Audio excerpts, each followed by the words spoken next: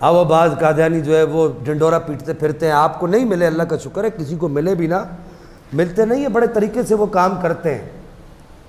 وہ کہتے ہیں جی فلاں آیت, تو قرآن پاک میں 40 آیات. اب کچھ میں آپ سے علمی باتیں کرنے لگا ہوں. آج میں دوسری جگہ نہیں جاؤں گا, آج وہ دوسری جگہ جہاں میں تقریر کرنے جاتا تھا چھوڑ دیا اللہ اور اس کے رسول کی رضا کے لیے. 40 آیات ختم نبوت پر واضح طور پر قرآن کے اندر موجود ہیں. کتنی آیتیں؟ یہ آپ یاد کریں, آپ کو یہ سب یاد ہونا چاہیے. اور 400 سے زائد تفسیری آیات قرآن پاک کے اندر نبی پاک کی ختم نبوت پر موجود ہیں. اب یہ 440 آیتیں, ان میں سے کسی ایک آیت کا کسی طریقے سے بھی آیت کا انکار کرے یا آیت کے مفہوم کا انکار کرے, ایسا آدمی دائرہ اسلام سے خارج ہے, اس کا اسلام کے ساتھ کوئی بھی تعلق نہیں ہے. 4000 سے زائد احادیث صحیحہ.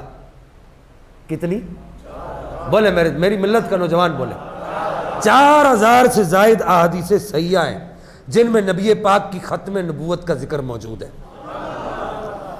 ان میں سے 90 حدیثیں مرفوع ہیں اور 70 احادیث متواتر ہیں اور 700 احادیث مشہورہ ہیں.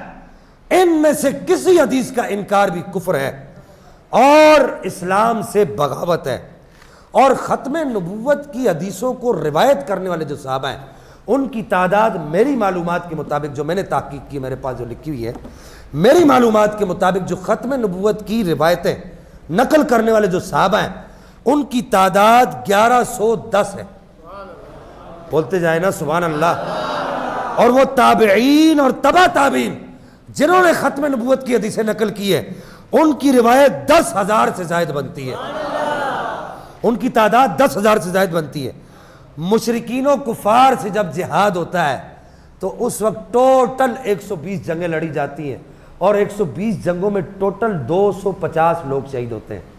ٹوٹل 250 لوگ شہید ہوتے ہیں. یہ جملہ تو میرے بابا جی کا مجھے ایسے دماغ میں ٹن کر کے لگا ہوا ہے, یہ مجھے ہر وقت یاد رہتا ہے کہ 120 جنگوں میں ٹوٹل 250 یا 260 بعض روایات کے مطابق صحابہ شہید ہوتے ہیں. لیکن اس ایک جنگ میں جو صدیق اکبر نے ختم نبوت کے لیے لڑی ہے, اس ایک جنگ میں 1200 صحابہ کرام شہید ہوتے ہیں.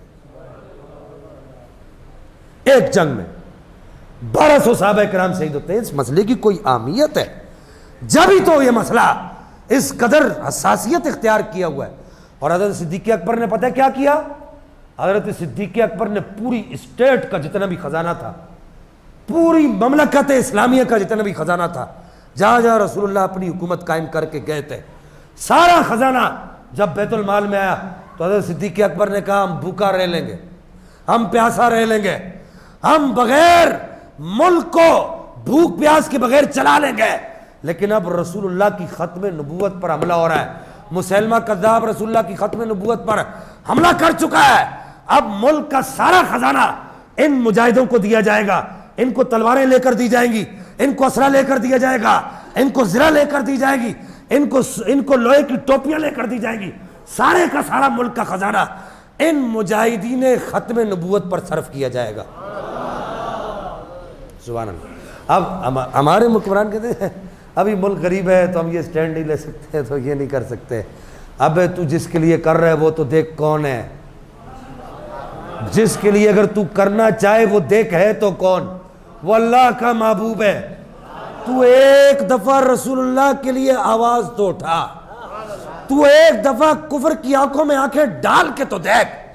تو جب 1 گھنٹے میں 2 گھنٹے میں ہمارے سارے حکمران ٹیلی تھون کرتے ہیں, فنڈ ریزنگ کرتے ہیں, تو وہ اربوں جمع کر لیتے ہیں, تو کیا وہ 3-3 4-4 سال کے اندر ہمارے ملک کا قرضہ نہیں اتار سکتے؟